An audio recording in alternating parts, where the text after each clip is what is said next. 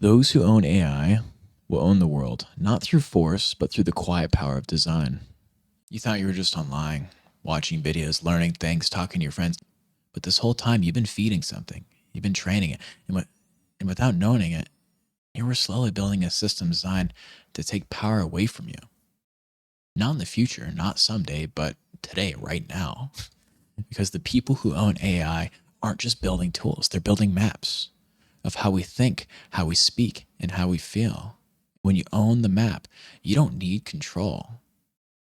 You just guide the path quietly, predictably, and forever. And when it comes to AI, there wasn't a launch date, no press release, no moment where it all began. This has just been a slow drift, and it'll continue to be an evolution.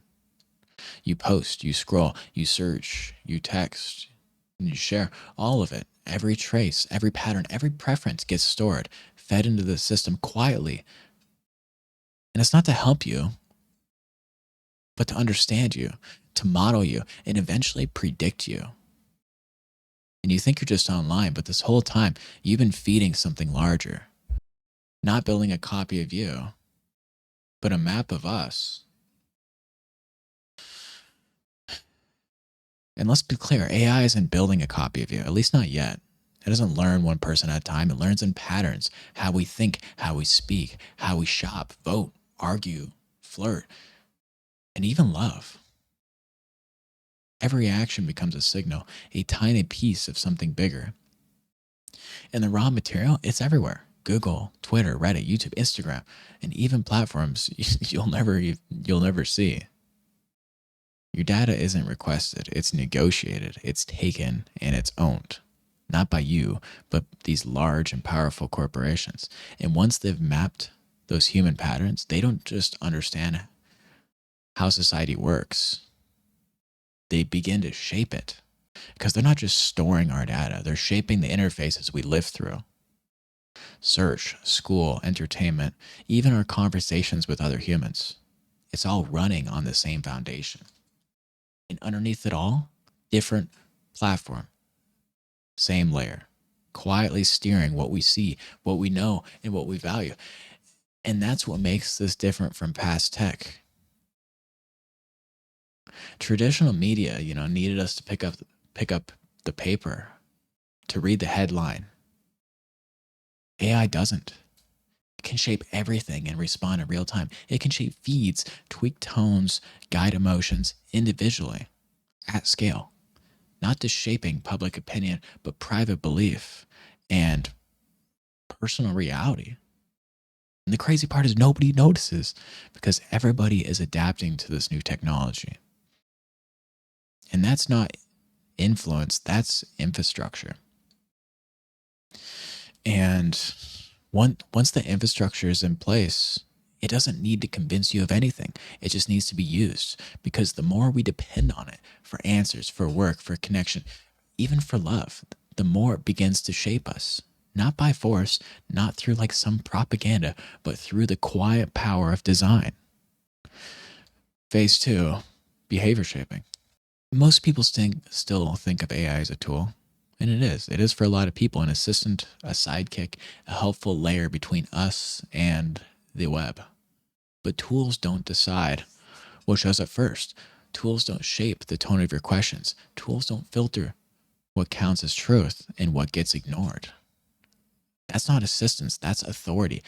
Because when the same model runs your feed, your search, your work, your inbox, you're not just using it. You're bending your whole world around it.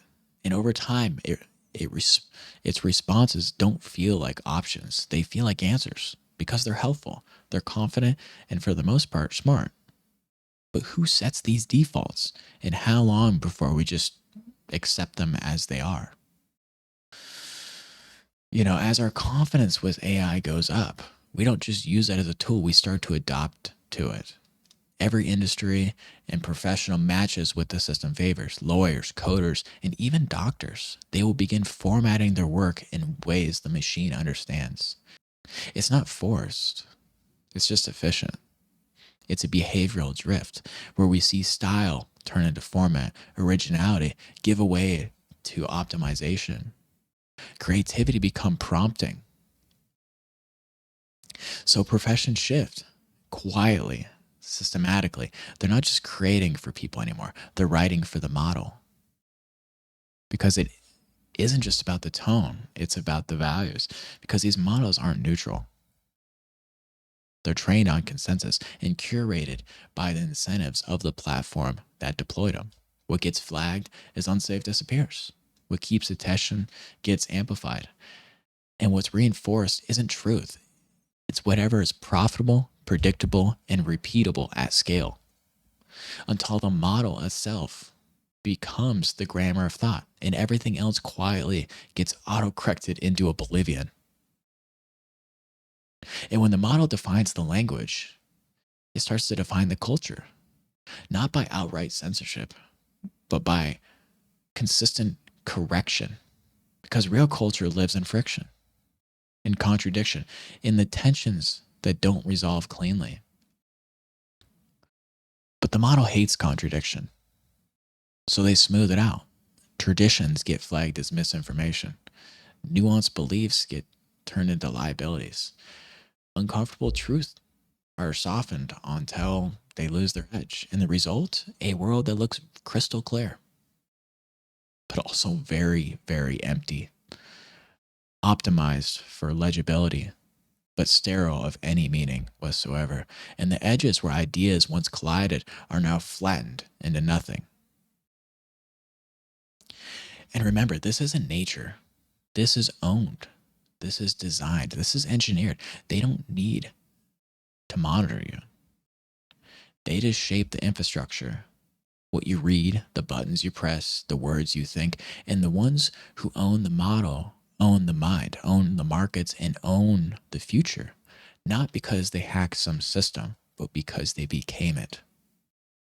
Phase 3, owning the system. You hear people talk about AGI like it's some distant threat, and they're wrong. The real danger isn't superintelligence or AGI, it's superstructure between the most powerful companies in the world. Because while the world debated about safety, alignment, and sentience, these companies laid the track. They built the rails. They wrote the protocols your future will run on. And this wasn't done in secret. It was done in plain sight, packaged as convenience, wrapped in progress, step by step. They wired the world together. And in the process, they built the operating system for everything, not just for devices, but for decisions. Your bank will use it, your school teaches with it, your job relies on it, your government adopts it, and your children grow up with it. So it's not a tool anymore. It's the system underneath everything. And the ones who own that system don't just influence culture, they author it. They shape what's possible, what's visible, and what's thinkable. And one day, you'll realize the future wasn't decided by a vote. It was deployed. And by the time most notice, it won't feel like control because it'll be reality.